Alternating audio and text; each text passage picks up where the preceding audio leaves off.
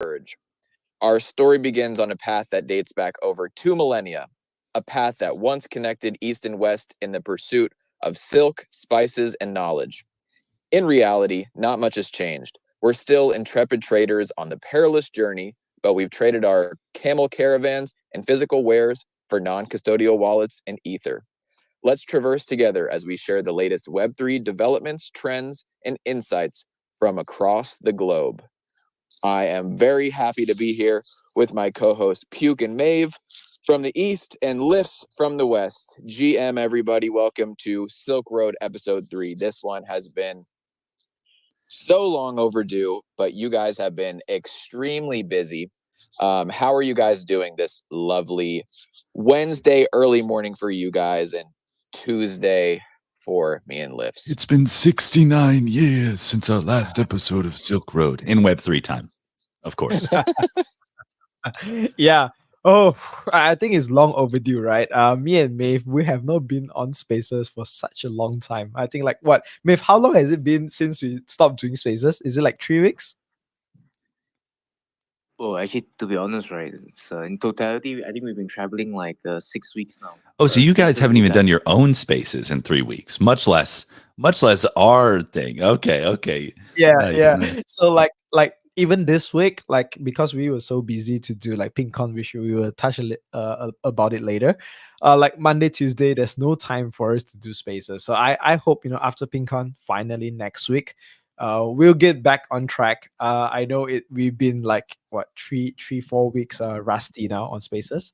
But always a pleasure to do this with you guys because there's so many things to talk about. It's like 2 weeks since we delayed this.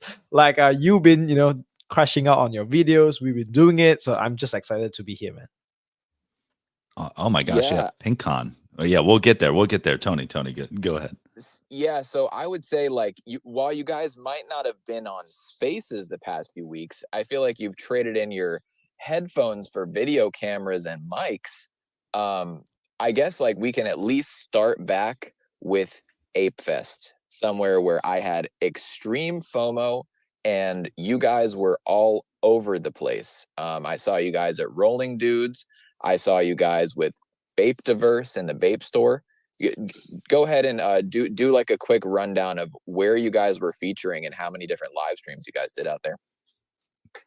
Oh, Puke, how many live streams did we do? Oh, Okay, to be honest, it I feels thought like you go ahead, Maeve. You do the counting, bro. I think if I were to ballpark, it should be like 5. I think 5 or 6 easily.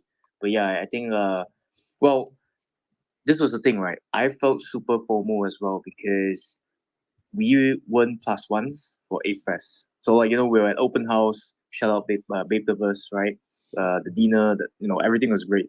But like not going to Ape Fest was made me super FOMO. I was like speaking to a couple of people this past couple of days, and I was like, "Oh, you're at Ape Fest?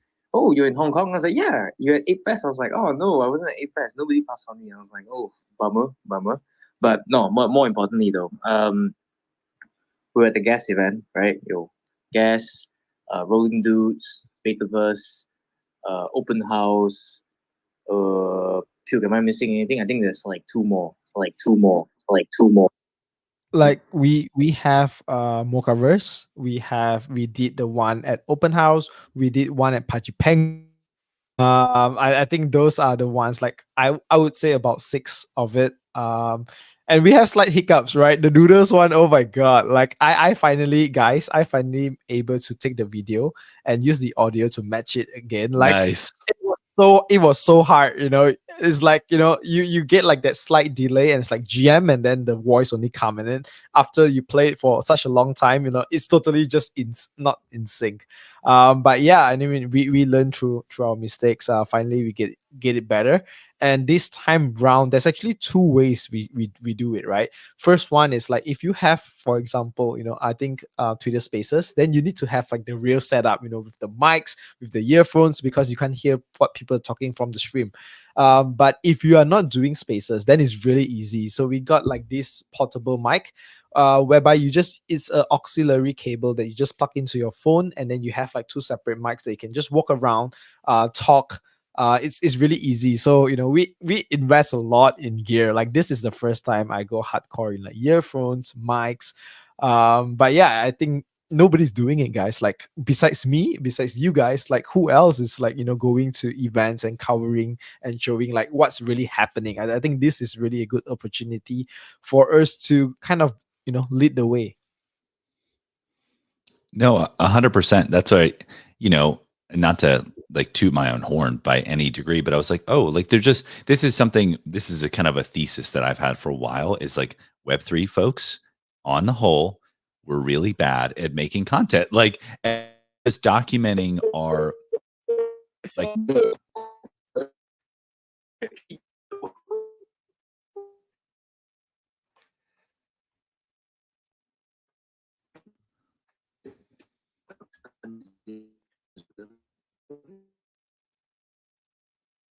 Oh, Hello? what's happening?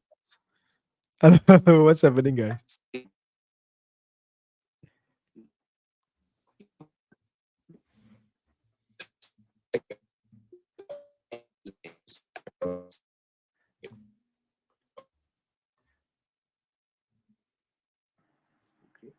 All right, maybe it's just me. Hello? You can see him, so No, it's fine. No, I can Okay. hear Babe, you. Lift, can you I'm hear me talking or to no? Yeah, I can hear you guys now. How are we doing now? Okay, I can hear you now. Yeah, I can We hear are you now. good. Okay, weird. Liv is not ready, guys. Liv is not ready. Uh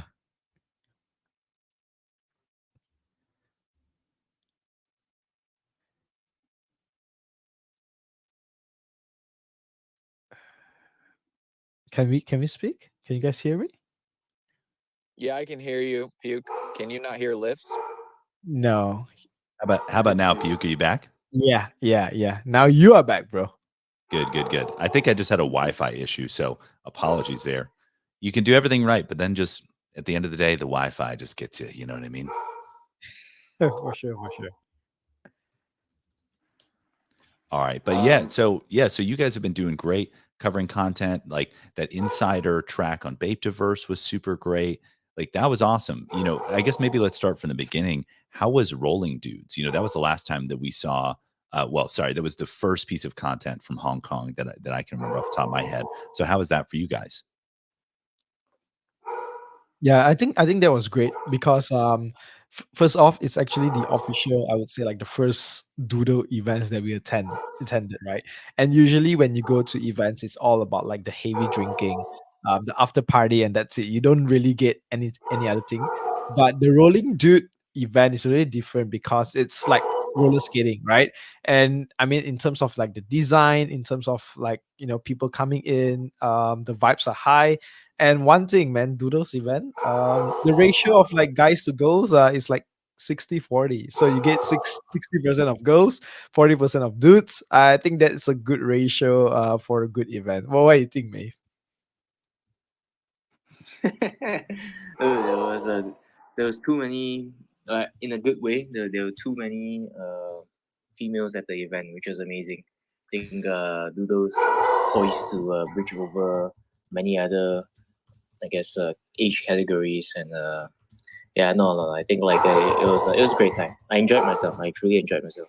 But I just wanted to talk a little bit on the earlier part of things, right? I think it was weird that I think it was, Wait, I can't focus, guys. Like, oh, whose dog is that? I'm so sorry. It's my dog. I can't do anything about it because I'm stuck to my desk. Hold on, I'll be back. You could mute your mic for a second. Did you see that thing I posted at the top? I was just like, is it barking? I find it so funny because like everybody is keeping like the calm face on stream, right? It's like, Bro, oh, like, we did pretending not like hear it's the dog, not happening. and then it gets like, bro, it gets like louder and louder. It's like, okay, somebody has to address like what's happening. There's an elephant in the room and it is barking. Oh, I love it how Maeve is like keeping the straight face, and he's like, I'm just gonna cut it. I'm just gonna cut he's it. like, oh well, here, let's go ahead and unpack this. It's like you're in the dog pen. So yeah, I guess like, so the overarching thing that like just so we don't get looped into Ape Fest for too long is that this was the point that I was making a few weeks back.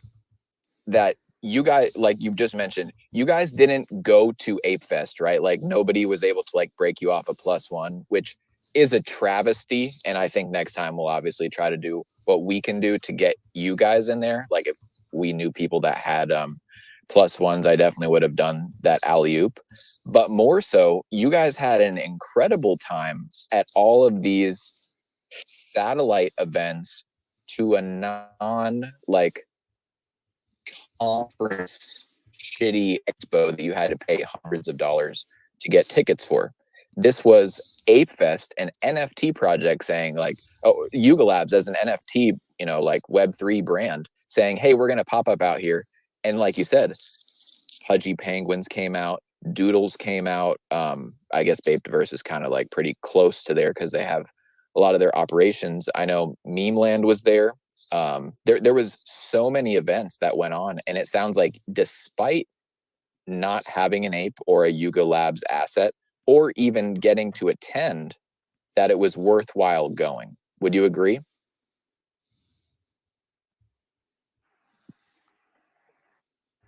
Boyos?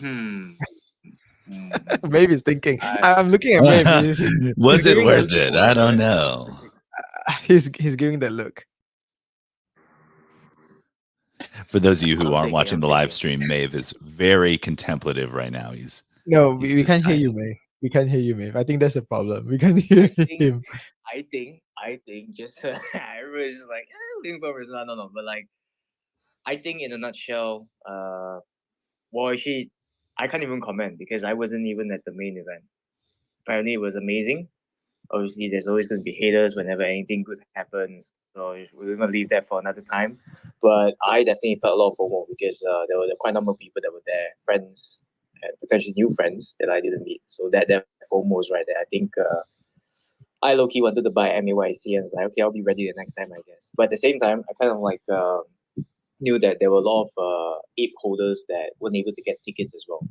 So conflicted in that sense, to be honest. Like a lot of people could go, but a lot of people could not go at the same time.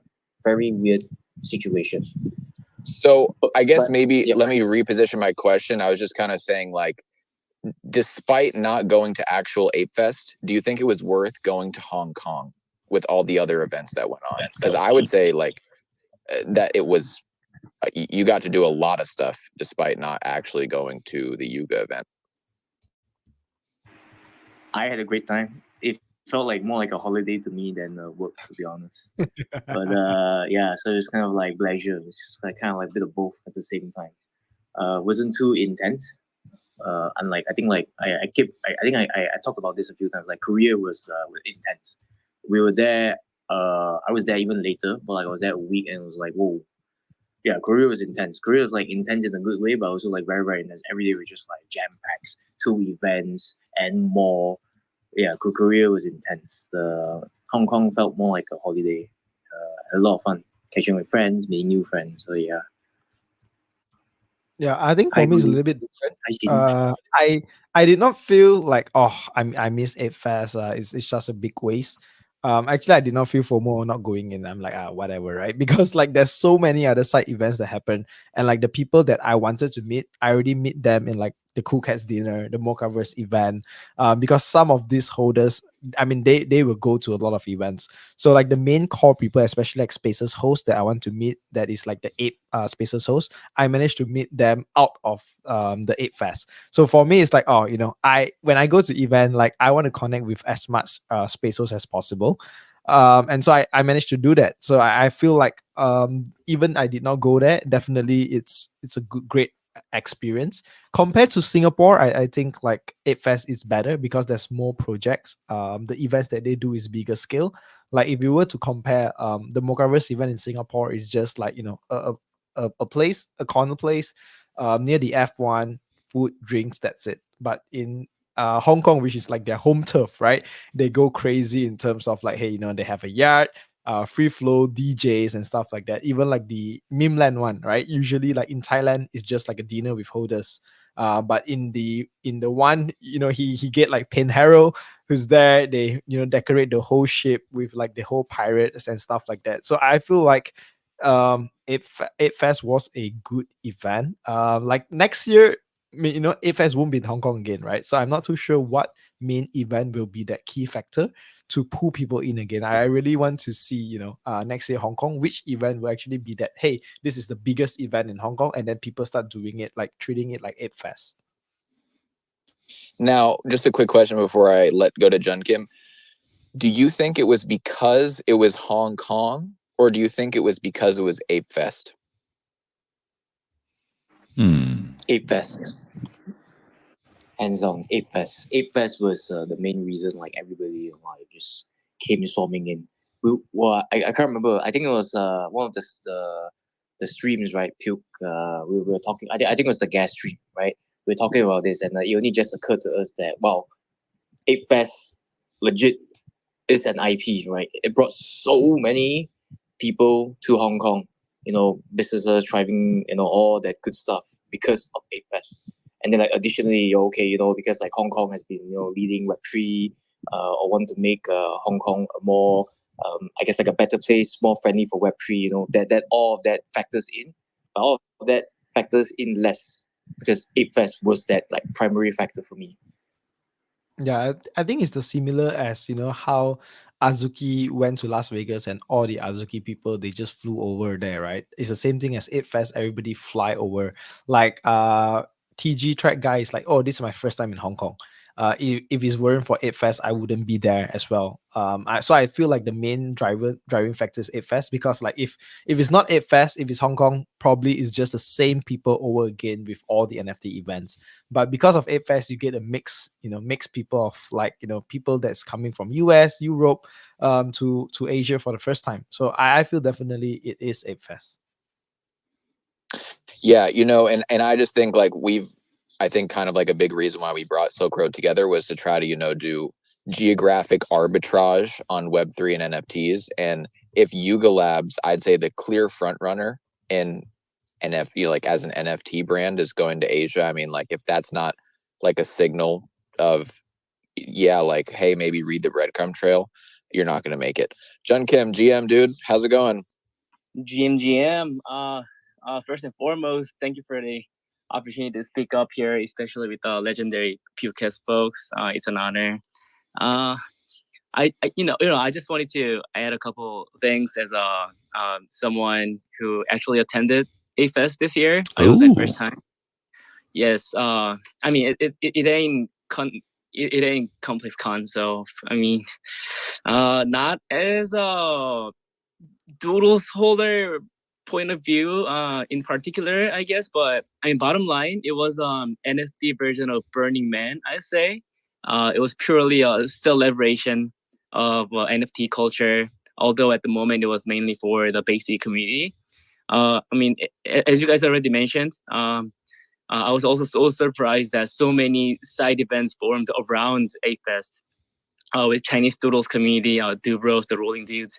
It was so special. Azuki Garden Party, Pachingus Party, and a Mainland Party in particular because the Empress friggin' had the token launch at the day.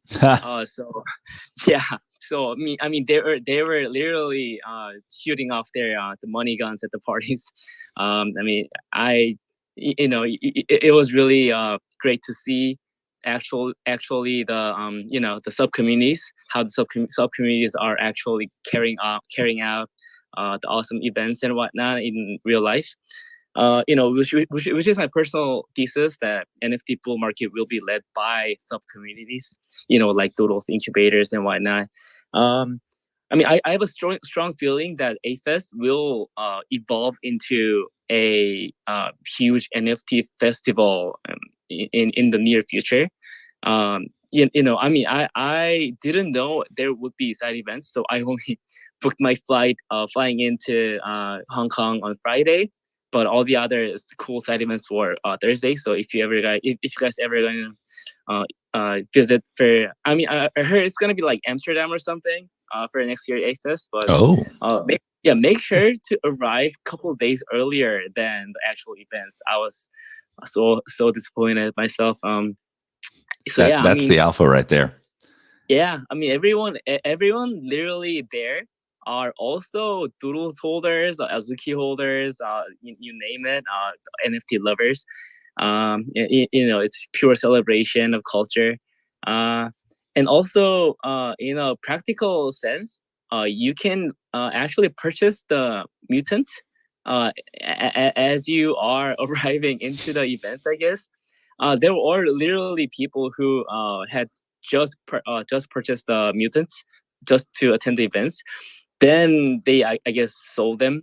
It was also end of the Blur season 2. Yeah. I mean, I actually met them at the events. They were like, "Oh, I bought my mutant on the flights," and this is something I don't know. Oh I my mean, gosh. yeah, finding the plus ones always would work as well. But I have a strong feeling that it will only grow bigger in terms of other NFT communities at AFest. In Doodle's uh, point of view, honestly, it's not really worth it to fly all the way from Europe. I guess there were multiple communities from UK, Amsterdam, Florida, like Mississippi and stuff. I wouldn't really, personally, travel all the way like 20 plus hours as a non-holder to the main event. But you guys already have like other cool bigger events in North America and whatnot. So that's my opinion. But it will only grow bigger. So if you're having like a personal agenda as a Doodles incubator, like if you're if you're trying to do anything fun, do anything exciting, definitely plan ahead, because incubator proposals do take a long time. Like we already talked about this multiple times. But so yeah, I'm looking forward to meeting you guys as well. At AFest or any other events. Come to Korea as well. Next year, Korea Blockchain Week. Actually, but the company I work at is a co-host for Korea Blockchain Week. Oh, So yes, there goes your secret alpha. So yeah, definitely looking forward to meeting some of you guys in Seoul next year and any other country, really. So and I mean, thank you for the invitation, putting me up here as well. No, yeah. absolutely. I mean, I think it's important to see, like, okay, what companies did show up to Ape Fest? Like, I'd say that was a big W for the people that did go. But I feel like there's also like kind of a duty to be like, all right, grab the mic and what would you say to brands that didn't show up there? Because if you're saying like there are some of these like like Taiwan, there's the one that went on in Korea. And if you're trying to say like if it's based on culture, if NFTs are based in culture, I'd like to say Ape Fest is kind of going to be like the source of that as of right now. I don't think V Friends is doing it right now, to be fair, for me. But I feel like, what advice do you guys have for projects that haven't shown up in Asia yet? Is it too late, or is that just something that they should put in their roadmap for 2024? That's an interesting question. I guess the only thing that I would say that I'd be interested in is, and this kind of goes back to like creating content around your event. Like Ape Fest there's so many events. It was multiple days. Like it's hard to tell that story or get a sense for like how the event was. I know that sounds kind of strange, but like we would see little snapshots. People be like, "Oh, I'm at this event. I'm at this," and you're like, is it good? Is it bad? Like, and so I think finding ways for people to kind of tell that story of the event will be really impactful. If I could get a little recap video of how it was as somebody from abroad, I think that'd be pretty valuable. So that's just my little 2 cents.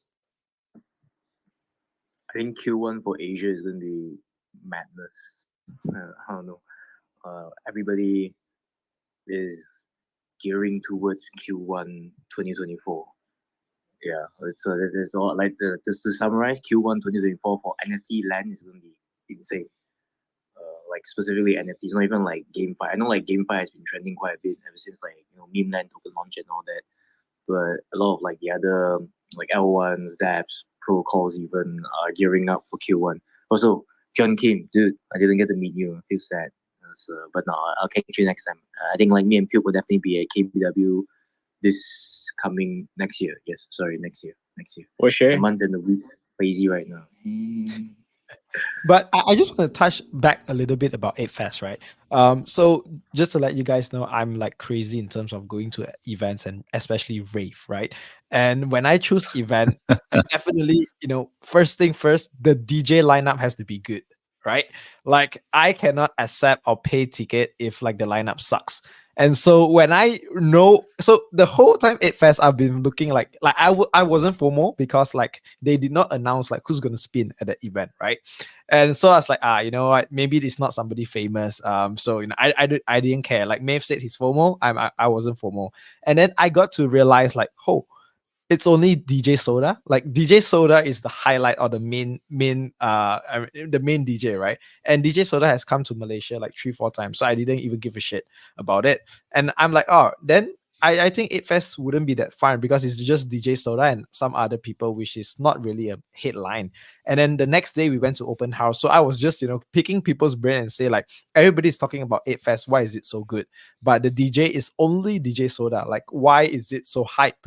And I realized like people that go, it's not really they go for like a party or rave, but they treat 8 Fest as just a networking event. So like when they go there, it's not like, oh, we are going to 8 Fest, it's a rave, we're gonna enjoy, we're gonna have party, we're gonna have fun. But it's more towards like I'm going there to meet other ape holder that I have not met or speak on spaces for about a year. So like the whole perspective changed because like, hey, right now it's not really about 8 Fest in terms of, oh, we go there, it's a rave, it's a party, but it's more towards like a event that is not only the Hong Kong people will go, but they know for a fact that all around the world will fly to it. Like name another I would say like another brand that is able to do that. For example, like just say, Azuki, right?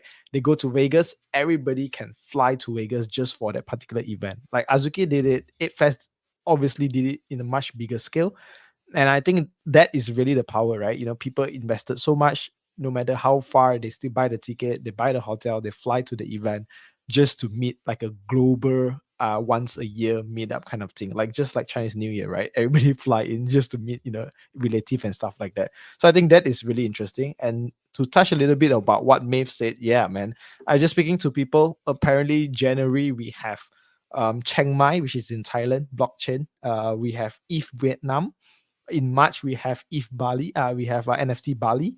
So I believe like Q1 there is a lot of events. Maybe we have not talked about what event we're gonna do. So oh, one thing at a time, guys. So one thing at a time. Well, and you make a really interesting point about Ape Fest, in BOIC having that draw. And it's almost because you talked about, so much invested, things like that. But there's something that goes a little bit deeper than that because Memeland right now, their token $2.5 billion fully diluted valuation, tons of money involved. But if they were to say like, hey, we're popping up an event in some remote location, or remote to most of their holders, I don't know if they would get that same travel. Like BAYC has that culture that's just entrenched to the point where people are willing to do that, which I think is just really cool. It's really powerful. Like you said, Azuki may be one of the only other projects that may be able to pull off something like that. So I think that's really cool. The thing that I will say that I think that BAYC and Yuga Labs did really well, two things. One, they did like official associated side events. So they listed like Pudgy Penguins, Rolling Dudes. So like they kind of co-signed, gave legitimacy, and helped market those events, which is huge because they have a great platform, and kind of like I said, legitimizing that was great. And two, they did that thing that was called the bodega, where they Yep. showcased made by apes, which is like community made products that they use the ape IP for. I thought those two things were epic and something that I hope to see in the future from other places. Yeah, the bodega was super, super cool. I thought that was a great move for them to highlight like community made products.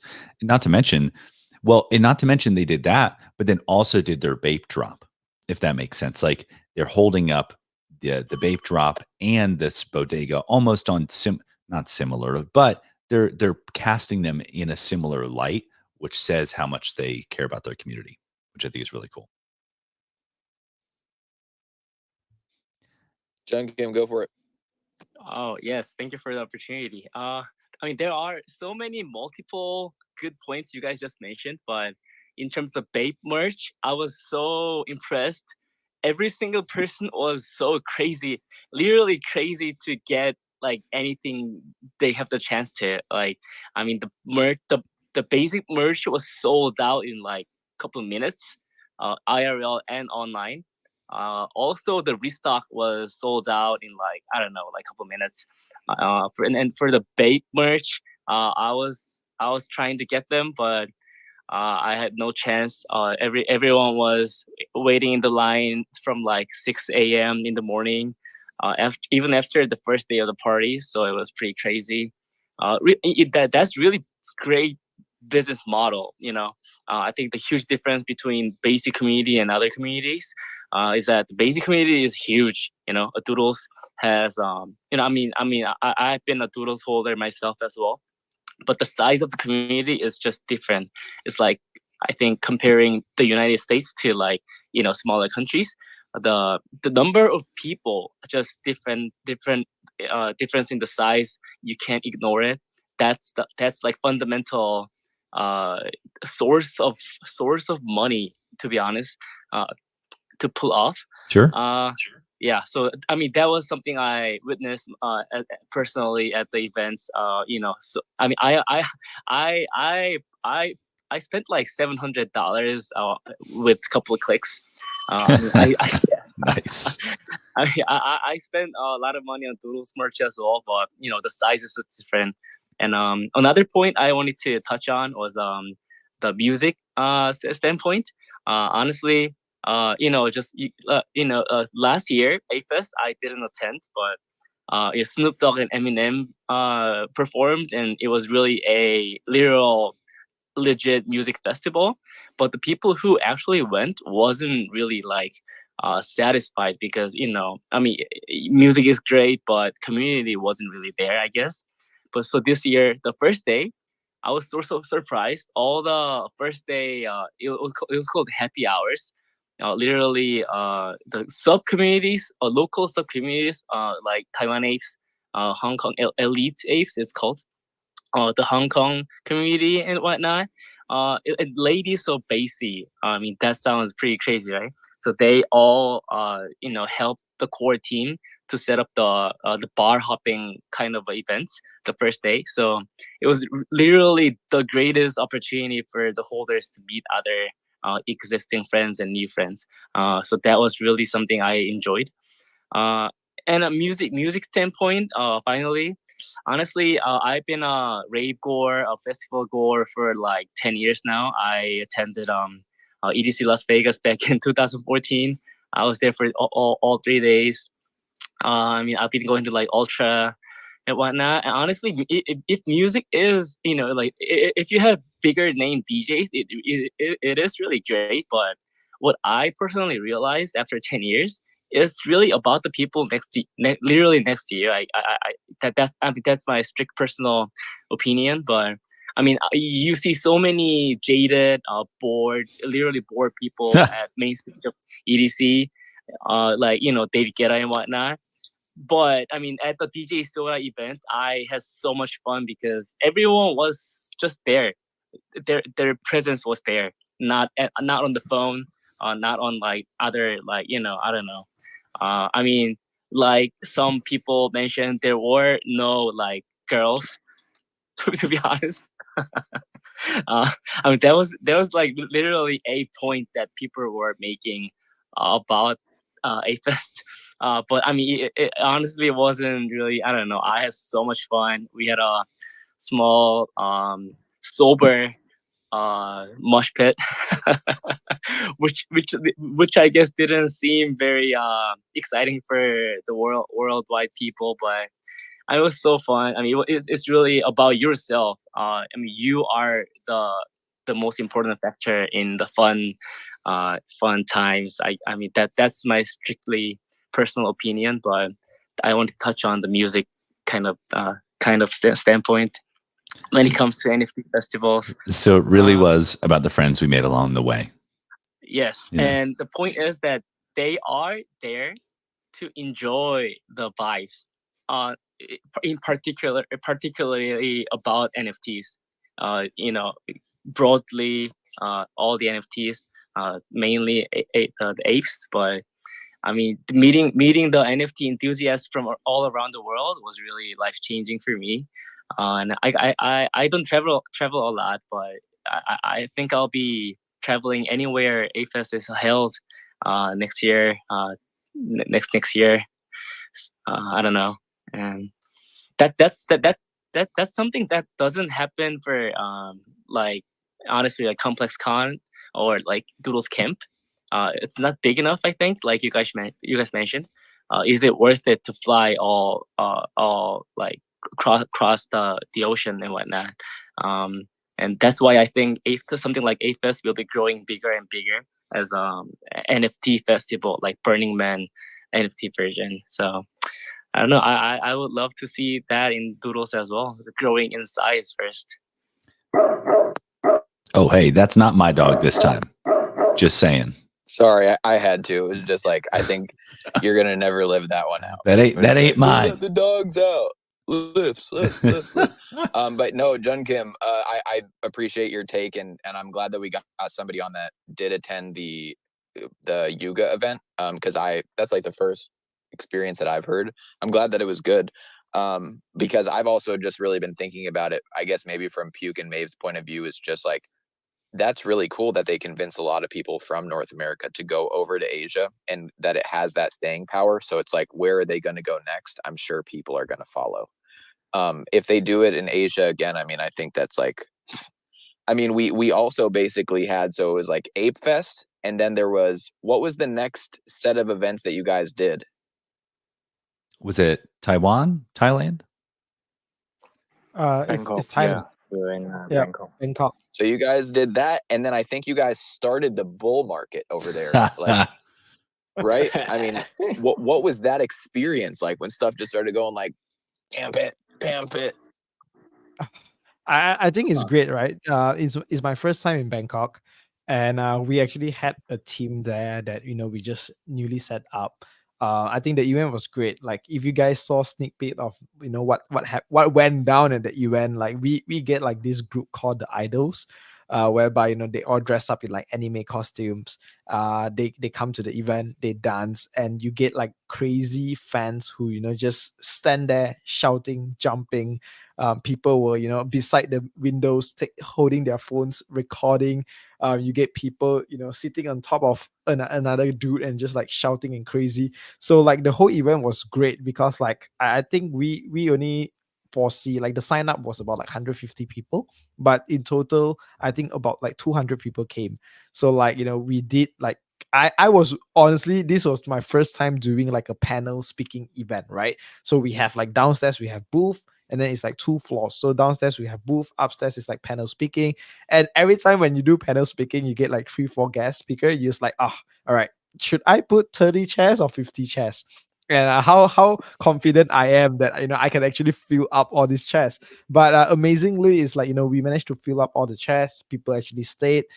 They have a strong art community. So like if you get like a Thai artist to come and speak, like the whole gang just come to support, to join. So I think overall Thailand is an amazing, I would say amazing experience.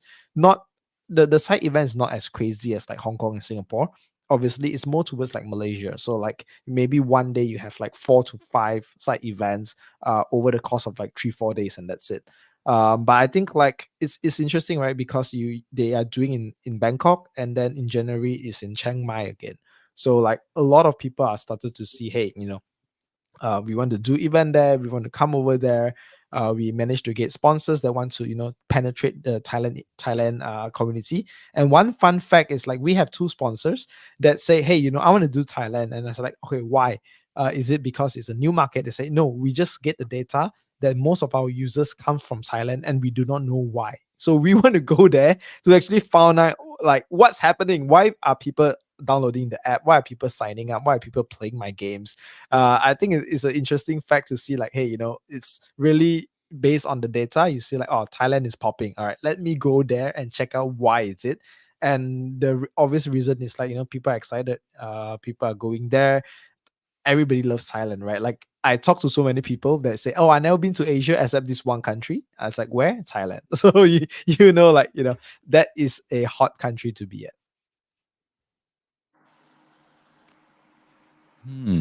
No, that's really cool. I think it's interesting too that companies are kind of coming to you and saying like, we want to find out what's going on here. Like, we want to find out, who is our user base?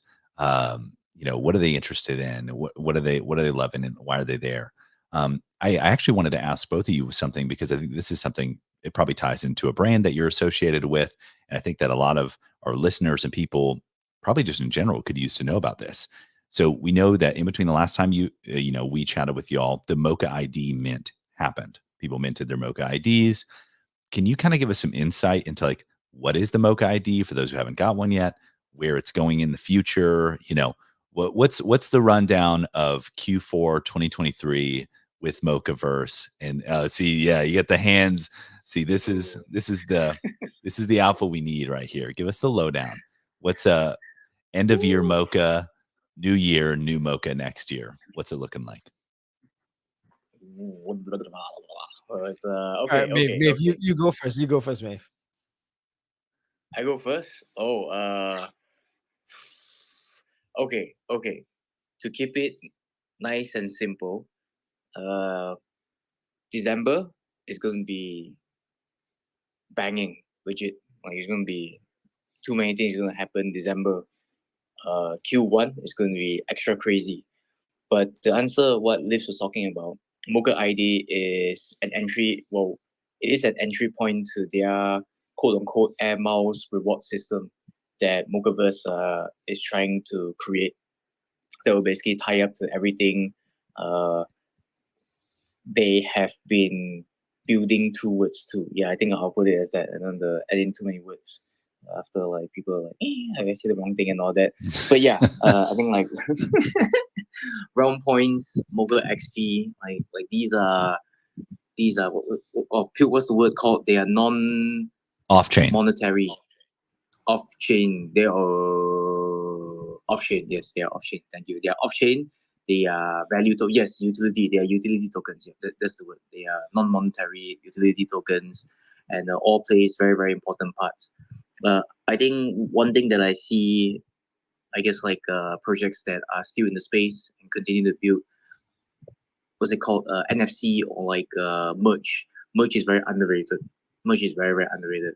I was one of those guys that are like, yeah, merch is like, or I get, don't get, but like now, like yo, actually I play, like you get a couple of merch, like you feel fire, you're like, I feel it, and then you start You gotta wrapping it, wear and it, then right? it's You like gotta hits you wear in, it. yeah, yeah, like you really gotta wear it, like you feel it, I don't know, it's just like it's our human nature thing, like you touch it, you feel it, and you're like, yeah, this feels right, and then you're wrapping it. So yeah, much underrated. December is going to be crazy. Q1 is going to be even more crazy. So Asia.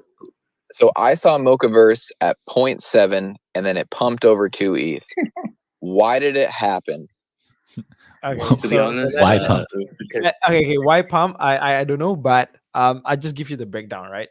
So basically, they have like this cruise party, yacht party. We were on it. We were doing the live stream, and then once it's done about like 11 p.m., I know that we went over, meet some friends to hang out, and then I got this text from like Aman, who is working together with Mochaverse. He's like, dude, after the event, a lot of people are sweeping it. And then the next morning when I wake up, the highest it was is at 2.7 ETH. Dingling went to the event, he swept like 10 off the floor. And then like I mean right now, like if you look at Mochaverse, it was like 0.5, slowly climbing up to like 1, and then right after the whole yacht party, it just people sweep it, and obviously everybody's holding it, right? So if you realize yeah, if you realize something, right? Any mocha brands, the most of the project will lead to one thing, which is token, right? Grapes did well with their token launch. Next, we have BRX, we have Open Campus, who is also doing token. All of these projects are also part of any mocha brands. And if you look at Mochaverse is actually the membership, I would say the membership NFT for the entire ecosystem of Animoca brands. So if you look at that and you see like the history of how all the other projects are doing very well with their token, you know that the gameplay would be to stack up the points, stake it, collect round points, because it will lead to something else. With the Mocha ID, Mint is kind of like to marry everybody. So even if you don't own a Mochaverse, but you have a Mocha ID, you have chance to also earn round points. So and that points will lead to something else. So I think it's all because of like people are expecting, like the previous two launch did well. Memeland obviously did so well. I think like 3 days ago it pumped to like 50% or something like that. So like all these companies, they know each other. They are from Hong Kong. People are speculating a lot of stuff. So yeah, if you want to find out more, tomorrow is the day, because it's 2 days of Mochaverse, right? It's PinCon tomorrow at 4 p.m. Hong Kong time. So if you guys are keen, hop on out. There is so much stuff to talk about. Like Mocha ID did like 38,000 mint. I mean, it's crazy. Yeah, no, for those of you who don't know, yeah, these two from Rug Radio Asia Alliance are hosting a PinkCon, which is a virtual Mochaverse conference. And so definitely tune in. It's going to be really fun. But I think what y'all said is something really interesting, because that's, I think, the part that maybe gets lost on some folks in the West with Animoca, because we want it simple. Like, is it a game? Is it this? Is it that? Like, what is it? And Mochaverse is a little more obscure in the way. But if you zoom out a little bit, you can say, like, yeah, look, it's Animoca. They own all of these brands already. So maybe this is, like you said, a good entry point to gain exposure to all of these brands. And like you were saying, and this is a little more abstract, if you will, because I think with something like Blur, it's like, oh yeah, you have to do this, you have to bid, you have to do this, you get points. This is how it works. The Mochaverse stuff is a little more quest-like. It's a little more like do this task, it. But like you said, you get realm points, you get XP, and so let's not mid-curve this. This is the alpha. Let's not mid-curve this. Get the points, get the XP. That's the alpha, if that makes sense. Don't mid-curve it. That's been my thesis with a lot of stuff. So I'll apply it here as well. Lips knows what's up. Lips, this guy. Yeah, I'm But done mid-curving. I'm done mid-curving things. I want to know, like, over your end, like, do you get a lot of, like, when you go to event, people talk about Mochaverse, or is it more towards like an Asia thing? Oh, it's 100% Asia thing. 100%. No, and that's exactly why we're talking right now. Like, even the people who, I recently was able to kind of convince to mint a Mocha ID, they're just like doing it on trust. You know what I mean? They're like, sure, yeah, okay, I'll do that. But they still don't get it yet. And so that's why I'm like, if you live, west of the Caucasus Mountains, like, and you're listening to this, like, you're early, essentially, is what I'm getting at, right? To Mochaverse, right? There's a huge untapped market that doesn't quite get it yet. And so dive in there before this thing takes off, and I think you'll be happy about it. That's just my take. So, Uh, gun to your Another head, thing are I you want. more bullish on Mochaverse than Pudgy Penguins? Am I more bullish on Mochaverse than Pudgy Penguins? Are you asking me? You're asking Puker or everybody? Maven Puke, because I don't know. I think they more have like I'm they're more in I, on I'm the I'm ecosystem. more bullish on Mochaverse. Ooh. Ooh, damn, chef. Well, that's a question, man. That's a question, Yeah, right? I'm more I'm gonna answer why. Because like Pudgy Penguins, I mean, vibes are high in Malaysia. Obviously, it's the number one community, right? But they are more towards like from what I feel, it's more towards like an e-commerce brand now. Like they selling toys, and when I look at the toys, it's not really up to my standard. So it's kind of like a not really something that I would vibe with. Obviously, I own Pudgies as well, right? But if you were to compare, like Mocha, we are doing more things together with the team. Me and Maeve, we are the official, I would say, ambassador for Spaces as well. And there's like more stuff that is kind of like linking to Web3 initiative. Yeah. How about you, Mhm. Maeve? How about you, Maeve? I answer it. So Maeve, how about you, bro?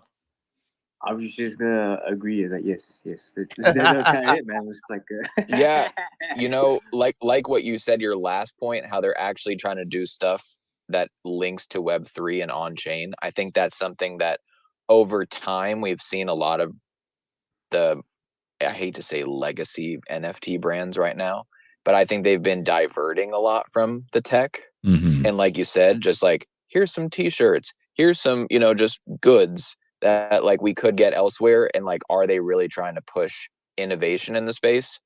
That makes me excited about Mochaverse then, if that's how you feel. Lifts, don't you think? I think that's maybe something that's like been a little bit missing from a lot of these brands. Yeah, you make an interesting point because a lot of these Web3 brands, like you said, are trying to kind of obfuscate blockchain, kind of get away from it. Even though I will give credit where credit's due, and Pudgy has talked about how they're trying to Trojan horse people through their toys, right? It's right on the box, NFTs, but they're essentially two different ends of the spectrum, right? Pudgies, you're betting that a small brand is going to win and get huge, right? That's essentially the bet. Mochaverse, Animoca, it's Animoca, right? It's the elephant in the room. They're already giant. And so you're betting that they're going to do Web3 right. So they're essentially coming from two different angles. But to be fair, it's not like if you want to hedge your bets, it's not like Animoca is going to run out of capital anytime soon. You know? You mean like how Doodles won't run out of capital anytime soon? Whoa. Hey, let's be clear here. Only the Moonbirds said they had 27 years of runway. Doodles never said anything like that. All right. Okay. we love to Got to do be that. clear Very about that. funny. Yeah, That yeah. was pretty But funny. I actually want to touch an interesting fact. Like I know we used to do like the checking out the OpenSea chart. And if you notice, right, if you click 7 days and you also click like the last 24 hours, actually there's one brand that it's big in Hong Kong. It's actually popping on the charts. It's actually yoga pets.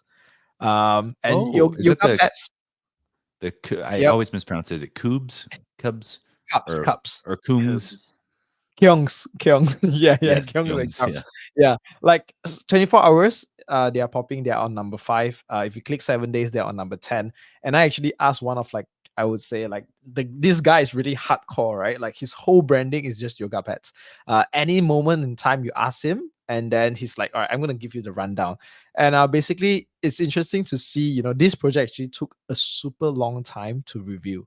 And a super long time to actually build up, but they actually their whole aim is to create like this whole prana token that you can actually pay to experience like different resorts. So they are doing partnerships with like aeroplane to fly in Malaysia, Genting hotels and stuff like that.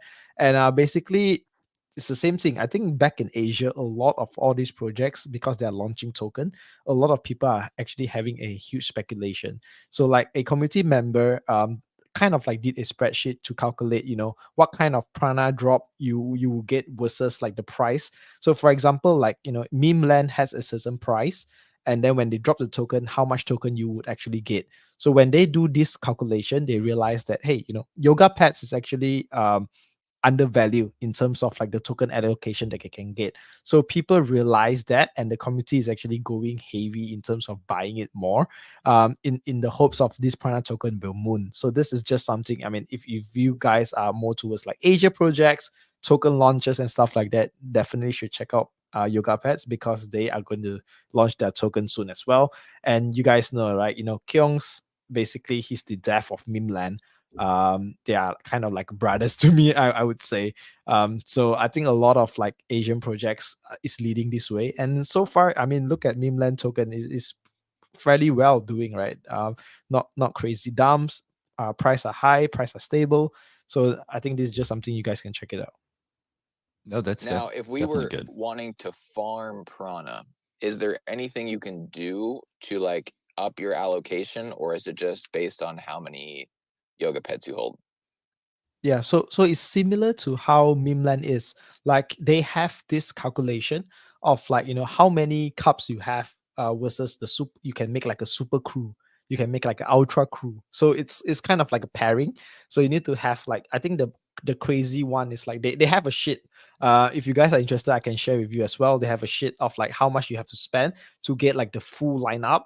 And with that line up, you can combo to kind of like generate like the points and stuff like that, which will lead to the token airdrop. Similar as how Mimland is doing, like, you know, you pair up one captain with 3 potatoes and then they form like this super crew and stuff like that. Nice. We love a good sheet. We love a good cheat sheet. That's awesome. Hopefully, it's not too rich for my blood because I'm down to farm. Farmer Tony. He hasn't been Chef Tony a while. He's been Farmer Tony. Oh, Okay. gosh. Speaking of resorts, hotels, stuff like that. I just wanted to see if y'all had seen this, but I saw an announcement that someone recently got approval to open the first casino in Indonesia, I believe, and it's going to be Bored Ape themed. Had you guys caught wind of that? Oh, I did. The guy, what's his face? Bonafide Mogul from Sassy Labs. I Yeah. saw that they're the ones collabing it. Are they? Let's Please see. pin. Please pin, sirs. Please pin. Yeah, let me see here. Yeah, so it's the Art in Motion Labs, which we've seen before, announces Ape Casino project in Indonesia. So I don't have a tweet about it. I just have a little article. But yeah, so that'll be definitely I something just interesting pinned to it. see. Awesome. Yeah, I just thought that was, I mean, how funny is that? Like the Bored Ape Casino. And I think this is in you know, don't misquote me here, but my understanding, okay, the first casino authorized by the Indonesian government. So this is, talk about being early. It's literally the first casino authorized by the government in Indonesia, and it's also Bored Apes. It's just kind of awesome. So maybe I'll have to check that out if we're on that side of the globe. I will. Dude, I I like. can Go ahead, gamble from bro. the comfort of my couch, to be honest. I think I might be gambling a little too much. Hey. That's awesome. Okay, kind of going back a little bit to the Bapeverse Bored Ape drop, because this is just something I'm curious about from those who were there. And I think maybe just want to hear your larger commentary on this. It seems like maybe we've tipped the scales a little bit to a point where now we're not just getting excited about merch, but because merch, right? Like because somehow an NFT project managed to scrape together enough, resources to make a T-shirt, but that it's actually legitimately good. And I say that because this Bape drop seemed like it was actually legitimately good, right? These Bape stars, I think, are the name of the shoes. And I think about the Nike artifact drop that just happened. They're just actually good and people are excited about them. Is that the sense that you guys had of the Bape drop out there, that it was just legitimately good merchandise or a good apparel? Does that make sense? Like, it's not even like merch at this point. It's just good. Like, was that your sense as well? Yeah, I Yeah. think for me in terms of like merch and stuff like that, th- when it was the start of NFT, like people just do it simple, right? Just a plain t-shirt with the logo and that's it. Then they call it merch, they try to sell it and they fail, obviously. And right now it's more towards like getting good brands to do it. Like for example, Azuki, that twin jacket is like crazy, right? It's if you own it and you go to an NFT party, 100% you will wear it, even though that's all sweaty inside and super hot in Hong Kong, right? It's the same thing. And then like they did the one with Ambush. It's all about not really calling it merch these days, but more towards like a fashion piece. I think one that really did well recently is Creeps with N Clothing in London, right? Oh, okay. Yeah, so they did with, and I mean, N Clothing is huge in London. Creeps, obviously they had like the connection there because the team are from London as well. And it's you can't call that merch anymore, right? When it's on nclothing.com, it's like a super good, with tons of like expensive brand. Like one jacket, I think is the baseball jacket, is like That's what I'm 6K saying. It's like RM. apparel. Like we need to Yeah, get a new word for this. Like, yeah. Like you can't call like that jacket that is super good. It's like 6,000 ringgit my money. Like you can't call a $6,000 stuff in Malaysia a merch. Like it doesn't make sense what an right. expensive merch it is. So it's more towards like a fashion piece now. Like they are going towards like a fashion brand instead. So I feel like yeah, this is what it's supposed to be, right? Because like the holy grail of the piece, like you have limited people that actually love the brand, they wear it, they feel cool. It's similar to like Nike artifact shoe. A lot of people are minting it now. It looks crazy. Even Nike itself posted it and on Instagram, and tons of people is like, "What the heck is Artifact?" Like, Yeah, So yeah. you can't call that shoe a merch anymore. Like I feel like it's moving slowly, moving towards this direction. 100%. Yeah, I like that, like how we're trying to obfuscate blockchain by not saying the word NFT. Like, if you're actually making high quality clothing, you should call it fashion and not merch. I think like, oh, a t-shirt I got at a concert versus like something that, rivals like couples and actual like, quality, like fear of God, like designer clothing. And I think that would be pretty cool. And in a non-gimmicky way, if they're actually trying to lean into like creating a fashion brand, like, yeah, call a spade a spade. So you guys just talked about yoga pets being a thing that's pumping on OpenSea. One thing that's been going crazy here has been everything as it relates to Parallel.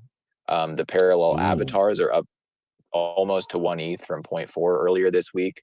The native token Prime is up like 150% in the past month at least. Like, it's going crazy. The packs are up, lifts. What's going on with Parallel, and why should people care about it? Yeah, I mean, what's not going on with Parallel? Let me see if I can give the kind of skinny here. So for those of you who are totally unfamiliar, Parallel is a trading card game, first and foremost, made better by the blockchain. So it would almost be a misnomer to call it a Web3 game, right? It's just a legitimately good trading card game made better by the blockchain. Um, let's see. So why is it pumping right now? I think there's a couple of things. One, their closed beta, or more accurately, open beta, has been growing. They implemented referral links, and their token has just been. They have great token syncs. You can. Sorry, Tony, take over. I'm going to go quiet my dog. Okay. Well, basically, like, I haven't really played the game that much. I haven't played the game, but what I can say is that some smart folks that I know have been super bullish on Parallel from the beginning, and they've increased the amount of Prime, like, which is their token that you can get from winning each game, and it's getting closer to being an open beta. Right now, you kind of like have to have a referral link or you have to hold their NFT, but that's not the purpose of the game. I do believe it will be free to play. And they did announce about a week ago that they're going to be on the Epic Games store. So in terms of like since then, it's been moving pretty well. I think that was like a decent factor. I also just think these people really seem to know what they're doing. There's also this other element called Colony, which is a game that's AI based. So I think it's like, somehow powered by OpenAI, and you're able to like, you don't have to play the game. You just kind of like set some parameters and you make some decisions, and this game goes on without you there. But I think it's actually created something that people enjoy, which is really crazy. It's that idea of a game that's always on and something is changing. But Lips, you can go ahead and pick it Yeah, up. I heard yeah, your dog stop. yeah. No, I appreciate you. Normally, Bindi, our pooch, is in daycare, or my wife is home, but neither is true today. So she's having a big and rich time upstairs. So with Parallel Colony, super interesting. I think people are finally starting to understand the intersection of AI and blockchain. And in Parallel Colony represents that in a gamified way. So it's got this like perfect storm of like GameFi, AI, blockchain in a way that actually makes sense. It's not just like word soup, if that makes sense, like AI, blockchain, gaming. But they call it a 1.5 player game. Like you were saying, you set some parameters. You say, hey, this is my character, your Parallel avatar potentially, right? It all comes together. And you set it to go like, hey, the point of the game is to win the election of the colony, right? And so the way they describe it is like ChatGPT is large language models for business. The colony is large language models for gaming. Your character and all the characters are driven by AI. They make decisions, they forge items, they trade items, they sell items. So theoretically, right? Theoretically, at some point in the future, you could be playing Parallel, the card game, on one screen.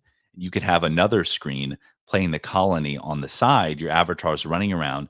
You come back from your avatar, and your avatar goes, "Hey, I made this item for you, and I made 10 prime by forging and selling other items to AI characters." Like, that's crazy, right? Like, that's wild. And this last thing that I'll say I find really interesting. There's a guy from Future Primitive, Benny Yang, or I'm sorry if I'm mispronouncing it, but he's the one largely responsible for ERC 6551, which is the digital backpack for NFTs. Right, your NFT can own NFTs, and he has this concept called NPCs, but instead of non-player characters, it's networked player characters. What that means is that these NPCs, traditionally non-player characters, which is everyone in the colony but yourself, but also kind of yourself because you're not playing it, they're NPCs, but their actions are valuable and important because they're on chain, if that makes sense.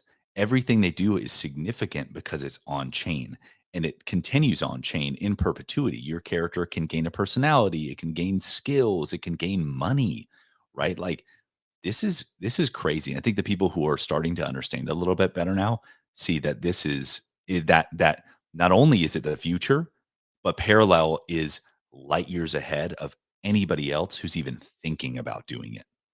So I think that's kind of why Parallel's popping off.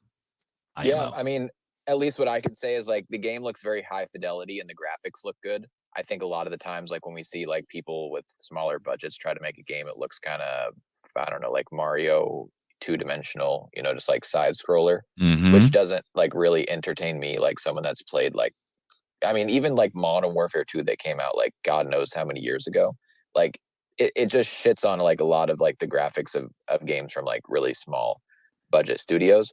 They seem like they know what they're doing. I feel definitely very underexposed. I feel like Prime under $25 is FUD. And to me, like it's kind of crazy to think like you could play a game and like get paid for it. And these people are figuring out a way for that to happen without being like the best player in the world streaming, like PewDiePie or Yes. FaZe Clan or Optic. Like you can literally just play this game and they're like, here's something, and like you can just go to Coinbase and flip it into dollars, right? Or you could go to Uniswap and take it into ETH and degen with it, or stake it, or whatever you want to do. It's actually worth money and it's appreciating. And like you're saying, to me, I don't know like what would go wrong necessarily with what they're doing besides they just scale up and more people on the outside play it, and they don't necessarily even understand that they're earning an ERC20 crypto token, Right. right? And then it's just like, all right, well, everyone that's holding it like should be doing fine, because like you said, there's good token sinks, which that means like, for example, ApeCoin right now, there's a lot of ApeCoin out there. People got it from staking, people got it from an airdrop, but there's no use for it except for buying merch. Right. Whereas in Parallel, the game, much like, like you can use this currency in the game. So that is like a place for it to leave, right? For it to deflate the supply of it out there, which then, in turn makes all of the ones that are out there in circulation a little bit more valuable. And the more people you have playing, the more people that want to get better, the more money that gets spent, the supply gets lower. It's really cool that the mechanic is working. So I think that's one I would not fade. Well, and Um, you're 100% right. And let me just say one last thing about it to put it in perspective, maybe to help conceptualize it. So essentially, I think it's kind of like a perfect storm, right? It's a confluence of factors because, like you said, the assets are high fidelity because of Unreal Engine, right? But the whole thing is, it's similar. I know this is going to sound really weird, but follow me here. As I was listening to a podcast the other day, and it gave me a good context for this. So essentially, the United States, I know this sounds weird, but the United States was the first country to be founded, or major, country to be founded after the invention of the printing press, right? Which can honestly explain a lot of the success of the United States. So it was printing press native, if you will, right? Every other country, legacy country, was trying to play catch up. Parallel is Unreal Engine blockchain AI native, right? It is being developed in unison with these technologies as they merge, as opposed to other games, other gaming studios trying to incorporate it after the fact. And so Yeah. And so that's what I'm saying. It's kind of like the United States of video games, if that makes sense. And No. It's like the Make-A-Wish kid of blockchain games, because like they're actually doing it and it's actually working, and like they're the ones that are going to pave the way for people to rethink it. But like you said, it's not like, oh, let's figure out how to adapt. They're like, this is that whole thing like Poopy said before, like building the plane while you're flying it, but like yes. it's actually maintaining, right? Um, and it looks good, and they're looking good while doing it. Like, I don't know about you, like I don't know how their launches have went or like how their communications have been, but from an outsider looking in, they make it look pretty sexy. Oh yeah. No, I've said this time and time again. The parallel pack reveal graphic and animations, best in the business. I was like, I spent way too much money on a pack, but just because the reveal sequence was so good, I didn't even pull anything rare. And I was like, damn, felt like I got my money worth. And I was like, if you can do that, if you can pull that off, if you can make someone spend a shitload of money on a pack, buying on secondary, I don't pull anything rare and I still feel like I got value out of it because the experience of the reveal was so good. Damn, like you will Well, print. and that's the whole crazy part, right? Like I think what we've kind of gathered from what we were talking about in Thailand, what we were talking about in Hong Kong, the thing that is really important amongst like these brands being successful is like, or events being successful, is being able to foster community. What what makes Parallel so unique is like they actually have a product that is interactive. So the community literally could like, what do you call it? Like no life this game and just play it all the It's time. sticky in that way, right? Yeah. People keep coming back over and because it's a game. I mean, naturally, you would hope it'd be sticky, but amongst other Web3 brands, like you're saying, that's unique.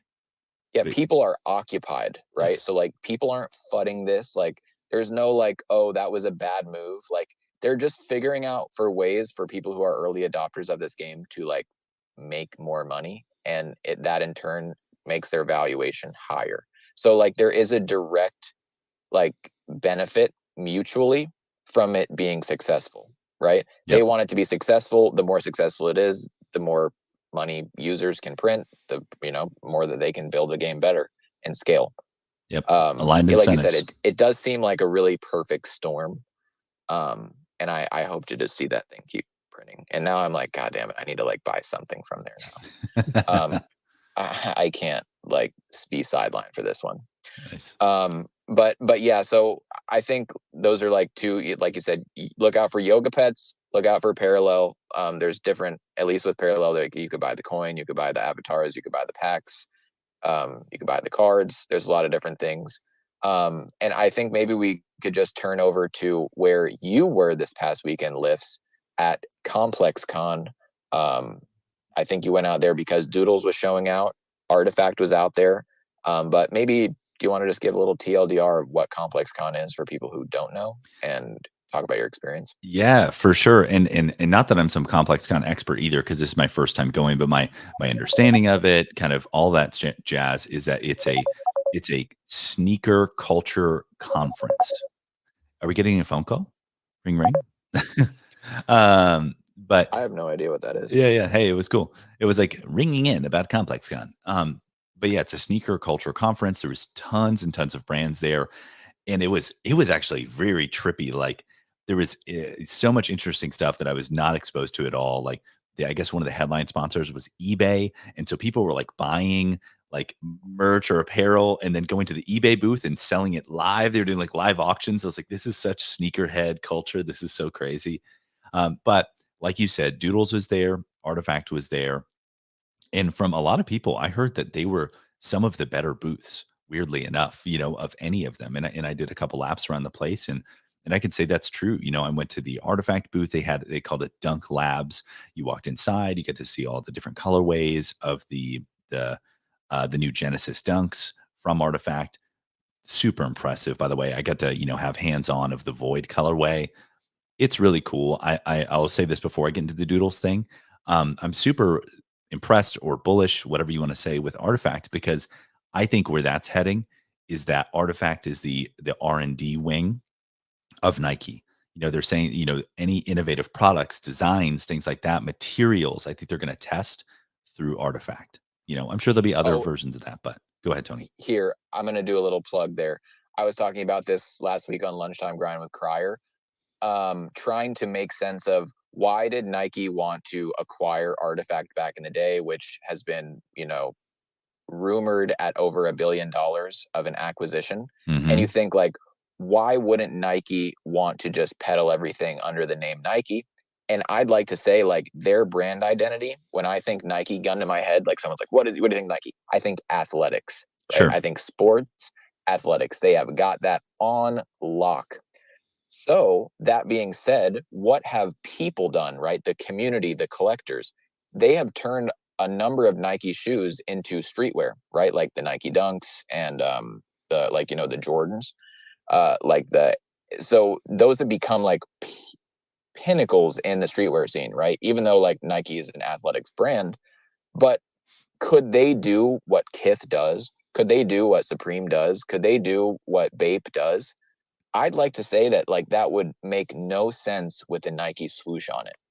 Hmm. But if they're trying to increase their market share and go like into this hype beast fashion, high dollar, like like athletes are wearing, Alexander Wang. They're wearing, Dior, all those Dolce and Gabbana.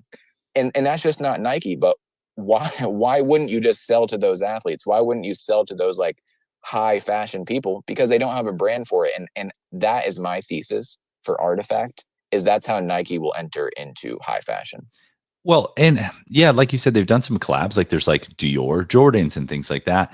But like Jordan is that basketball shoe. It's and there's multiple silhouettes within that under that brand. But Artifact is something different, right? It's kind of like bleeding edge, if that makes sense. Like, and that's what I'm saying. It's like research and development, cutting edge materials, techniques, like the self lacing shoes that were on the Crypto Kicks IRL. Like that doesn't really make sense in the rest of the Nike catalog, like you said, from what you're saying, but it makes sense in this like future punk, cyberpunk brand, if that makes sense. So I think that's where I see this going, and not to mention, obviously there's the digital component, NFTs, but there's these attachables. I don't know what the proper terminology they have, but similar to kind of like Doodle's wearables, right? There's these little pieces that you can attach to the shoe. So not only, I mean, people joke about like Nike. Nike has made a prediction that they're going to double their revenue from digital, and everyone's like, how are they going to do that? Through NFTs. But think about this: they sell you the shoe, they sell you the Genesis Dunk, and now they can sell you attachments for that shoe. Like, not only are they getting secondary digital like revenue off the NFT on the royalties on that, but now they can sell you pieces. Like, and that takes collabs to a whole new level. You could have a little single piece collab. You could have a whole shoe cage that you can put on it. I mean, there's just so much they can do with that platform that they're developing that I think it's just going to go off like gangbusters. And I also wouldn't fade the factor people are like, oh, like how does that drive back, value to the original collection? I'd say like one thing that they haven't done a whole lot of is maybe leveraging the IP. Like they definitely use like that 3D style. Like obviously they're going like really down the sneaker category right now. I would say like over the past little bit. But don't forget like Artifact printed holders money. Like I don't know how many airdrops they've gotten, but if you started selling those things like the monoliths, the crypto kicks, all that stuff, like you're up. And let's not, fade that. Everyone's always like, oh, Yuga Labs, they printed all this money. Like, so did Artifact. Like, I think there's some OG holders in the CloneX community that are sitting pretty right now. Well, and this is something, not to double down on this wearables thing too, but I think how cool would it be is if Artifact had a creator marketplace where people can design 3D files, and Nike can either print or they can sell those 3D printed files for other people to print with 3D printers to attach their shoes. And they give their creators a platform like so that they can make their own money. I think that would be super cool.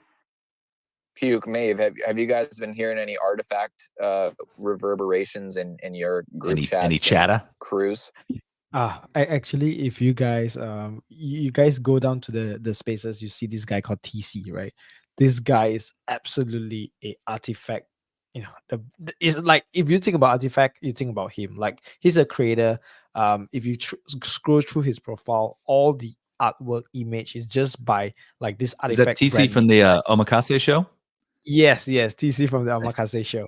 Yeah, and you know for a fact, right? Like when you get people so excited about it, like I don't own any Artifact, but I own tons of like their let's not call it merch, right? Anymore. It's like their fashion piece, like the Murakami T-shirt, even the shoes. I was like, TC, go get me one, and stuff like that. So it's kind of like, hey, like I agree with what Tony said. It's interesting how you see, all right, Nike already has a brand, but now they have this sub brand that we can do something more fun with it. It's a little bit similar to how Babe has Babe Towers, right? So the Babe Towers brand can go out and collab with like so many other NFT brands. They do different activation. They have like custom merch for just this NFT brand holder.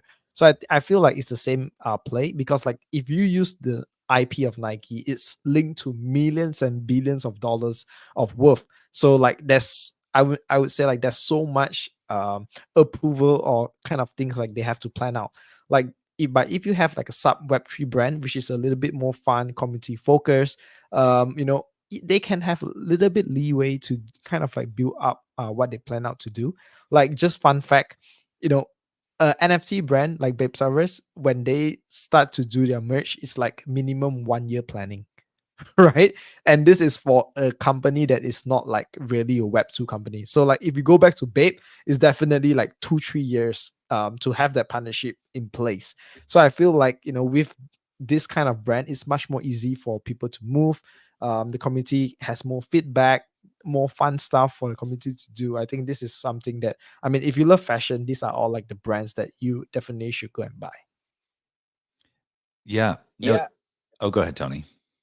I was just gonna say, like, rest in peace, Virgil Abloh. I mean, I think like what he was doing with Off White, and then he pivoted with like a big legacy brand, Louis Vuitton. Takashi Murakami, like he was doing his own thing in his lane, and now he gets to work through Nike vis-a-vis CloneX. I mean, I see him being like that, right? He's like a huge visionary, and being able, like, for Nike to be able to like kneel down and be like, yeah, here you go, like that, like being as adept to the culture like as Louis Vuitton was with Virgil, I think is crazy. And I think it's really cool that they want to do that.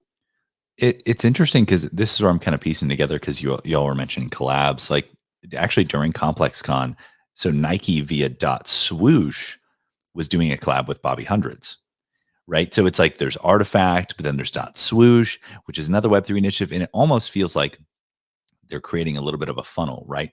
Maybe you can bring people in via Dot Swoosh and then convert them later into like Artifact, like kind of bring them deeper down the Web3 rabbit hole a little bit.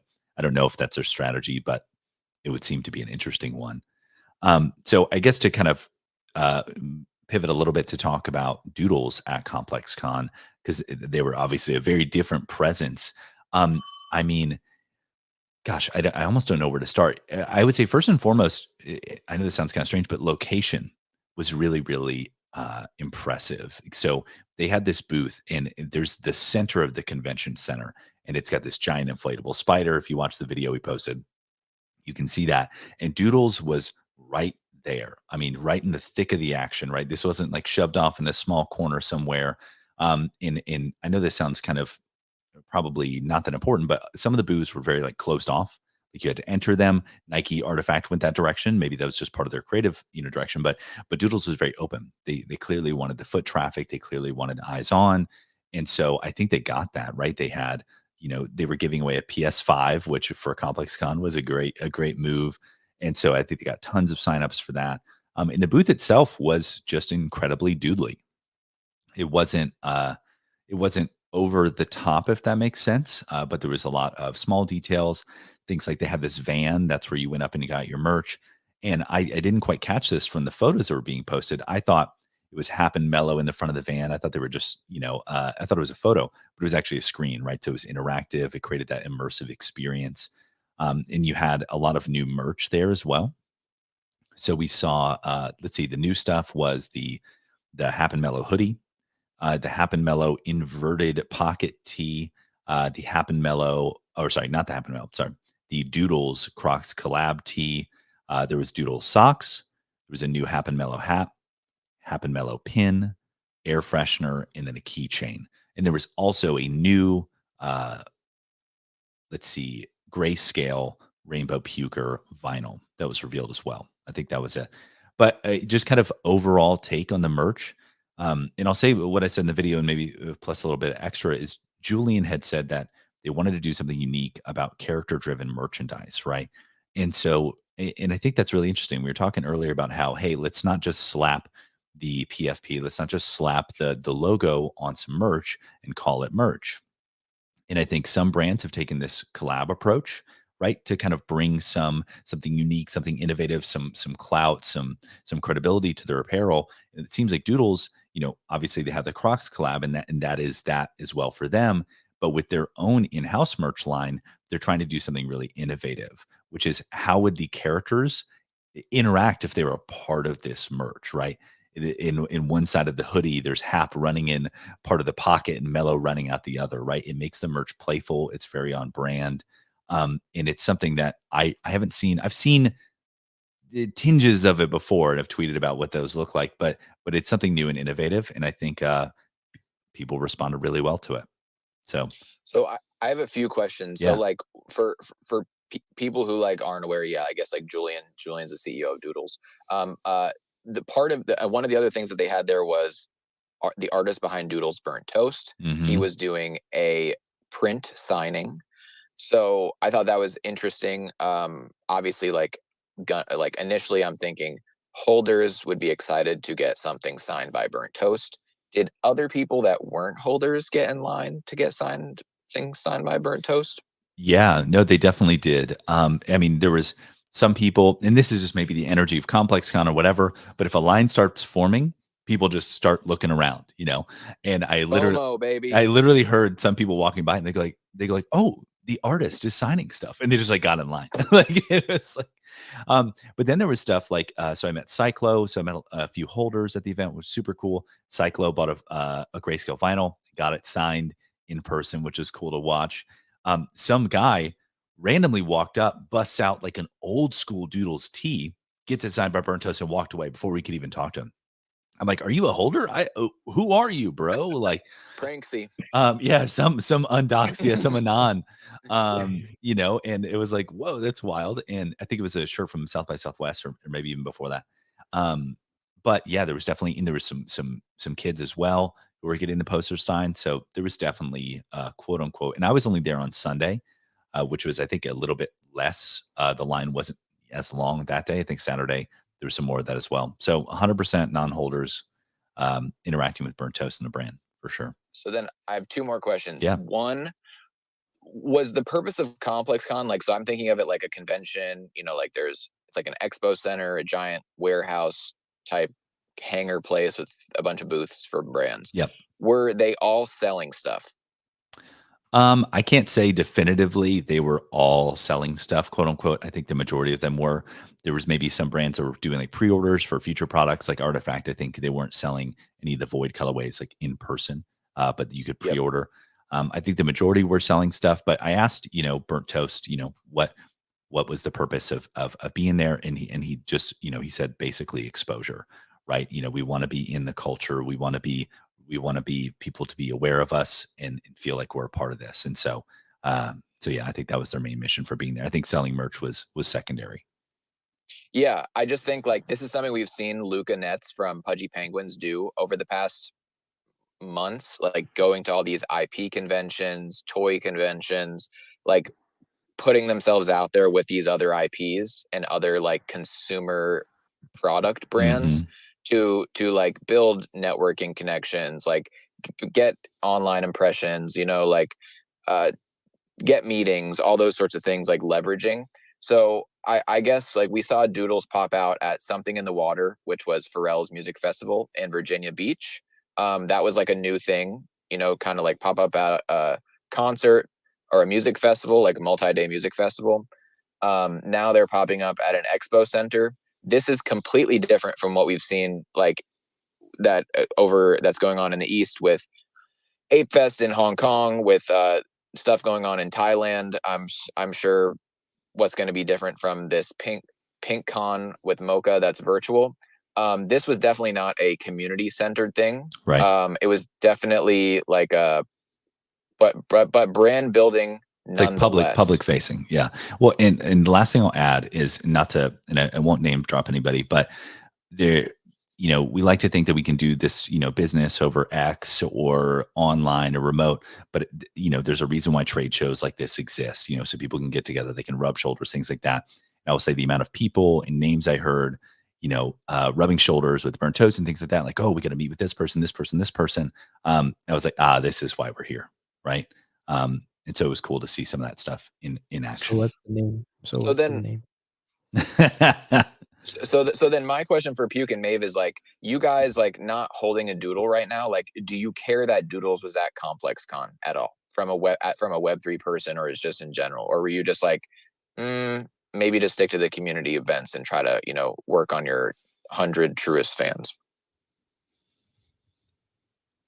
If you could see Maeve's face if you're watching the stream, it was really funny.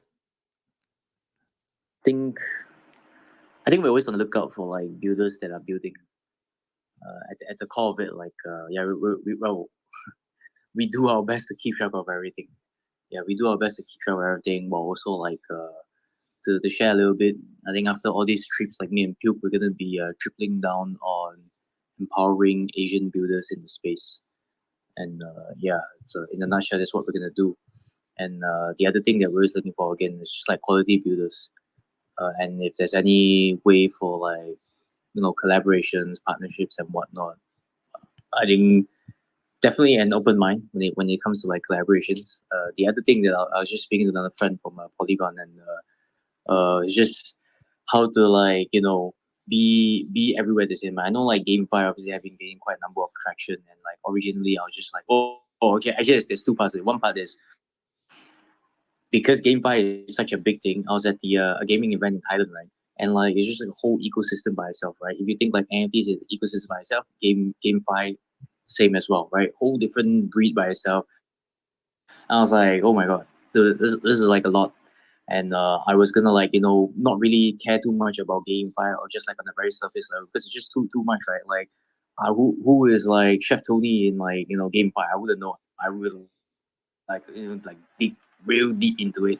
I was just gonna tap like friends and all, but like he was like, yo, I don't think we can be ignorant with like, you know, how GameFi potentially could be a trend with like, you know, how EVM.inc, ordinals on EVM, you guys have been following. Like these are little trends that I guess like we have to keep track of because like these are builders, right? These are builders that want to make changes in the space, and yeah, just a little bit of I don't even know if it's like a low key rant, but like just sharing my the things that I'm like thinking about. No, but talking about the events though, There's a lot to keep track of. it's just a very interesting thing because like we, you know, like Puke was saying, right? We had like you know, we had like this idol group, and like for me it was like bridging, right? You know, like sure we do like our whole Web3 thing, you know, NFTs, Web3 infrastructure, all that good stuff. And then we had an idol team, which is like, you know, they could bridge like Web2 communities. And then like John team shared a very valid point, right? Like Ep.3 as an IP, it's kind of like Burning Man for NFT land, right? If you were to add in, I guess like other elements, would it not make it an NFT IP? But yet at the same time, like, you know, you're saying like Pudgies at the Comic Con, right, and Complex Con for, you know, doodles. So is it more of like networking? Because like, you know, I think what you say is true, right? You know, maybe they want to like touch shoulders or shake hands with like other builders in the fashion industry. Same goes for like Paji, you know, other IP builders, games, and toys and all of that. Is it more of like networking, or you guys see as like, you know, we definitely should look to so-called quote unquote bridge? If not, how is Ep.3 gonna bridge? I guess like normies to Web3 per se. If you don't do like, and you don't actually get them integrated in some way. No, there's a lot of great points in there. And I think like for me, like the simple point is like, as a Doodles holder, nothing from what the team has ever hinted towards that they want to become a fashion brand. Let's just be fair. So I think it is unique being at Complex Con, which is like a lot of fashion related stuff. I just think they're trying to proliferate the characters, the main characters that they've come out with, Hap and Mellow, just in all sorts of different areas. which is interesting. I mean, I guess you could do it through clothing, and like because clothing is tied to culture. I do think like the one place that we haven't seen a lot, like you guys talked about in events, music tends to be tied to events. Um, you have an event, you have some kind of music, whether it's a performance or just music like a DJ. Um, I do think that that's one thing I'm excited to see. Like once these companies get some more money, like how an NFT project can get more involved with music. One of the traditional like PFPs we've got going on. Yeah, just to add on a little bit, right? I feel like these projects that we are so bullish on, it's amazing because it's not just like, just imagine if these projects every time they just do like a networking event where holders come drink after party and that's it. Like there's not much movement to it. So you see, for example, like Pudgies, they go to on to like the recent one is national TV, right? Talking about the IP, Mhm. and then Right. obviously Doodles have that whole event with that PS5. I still don't know who won it. But then you have like Azuki, who does the Golden Skateboard event in a museum, right? Not museum, but in the Hong Kong shopping mall. And then people just go there to visit and make an event out of it. So I feel like these brands, they are doing something more creative in a way that they are still, I would say, like testing out, right? What works best, what not works best. So like as long as they have like an angle towards like, okay, I want to maybe try out building the character IP and how I want to do it. If it's merch, then I'm gonna double down on it. Um, if Azuki is like, oh, probably Golden Skateboard, which is something that nobody thought of, that they beat it and it was success. Everybody go there, do the event, see the skateboard and stuff like that. So I feel like as long as NFT projects, they know what they want to do, they execute it, and the holders actually give a shit about it, then that's good. Hell yeah. Hell yeah. We're bullish. We're So bullish on who these who won the projects. PS5, bro? Who won the PS5?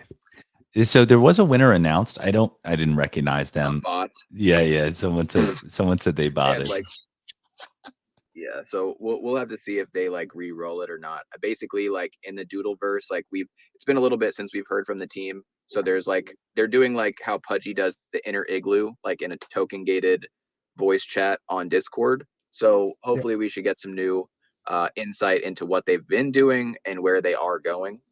So we're looking forward to that for sure. Yep. And that'll be tonight. So exciting stuff. Um, But well, yeah, I we've mean, we've rolled for I'm almost really like an glad that we finally oh, got go to ahead. catch up. Yeah. Dude, yeah, we clearly had a lot to talk about. It's been about like an hour and 40 minutes we've been rolling. So we clearly had a lot to say. So I think yeah, it seems like things are just continuing to heat up. Things are continuing to be exciting. Like Maeve was sharing earlier, sounds like Mochaverse. He said December is going to be banging, and Q1 is going to be even more. So I'm sure there's going to be more and more to continue to talk about and educate each other on, and hopefully the audience can learn a little bit, maybe some actionable alpha from that as well. So yeah, thank you guys for. I know you guys have been traveling a ton, so it was really great to get you back on. And why do we do this again in 2 weeks? What do you think? Yeah, for sure. But I just want to drop one last alpha, guys. So Ooh, we love it. We love a one more thing. yeah, so Mochaverse is partnering up with Ubisoft. Basically, they are launching their first ever Web3 gaming called Champion Tactics. So I mean, Ubisoft is. I saw the trailer; it's awesome. And like one thing, remember we talk about realm points. So every partnership or like every brands that come in, basically by playing the game, you can earn realm points. Which will be used in the Mochaverse ecosystem. So this is just something they just posted it out on their main tweet. So guys, go check it out. Oh, that's interesting. See, that's something we haven't seen is like points that are universal. And obviously it's not totally universal, but universal in the sense that it goes from one In their game to the main ecosystem. Yeah. universe. Yeah, the ecosystem points. We haven't seen anyone really pull that off. So that's really cool. Thanks for the one more thing alpha. Another Very one. Another one. All right, Tony, Maeve, any last words? No, we gotta do this again. We've went on so long though because there's so much to unpack. I'm Mo- excited. That's my net. And Tony, you're cutting out a little bit. Oh, well, Tony made it this long without rugging, so we'll give it to him. So yeah, thank you everybody for tuning in today, whether you're watching live on stream, watching on YouTube, tuning in on Twitter Spaces. This has been Silk Road, episode 3. We are excited to do this again in a couple weeks, and I'm sure there'll be more to talk about. Thank you guys from Rug Radio Asia for joining us with TGID. Hope everyone has a really great day, and we'll see you on the timeline. All right. Peace out. Peace out. Bye bye.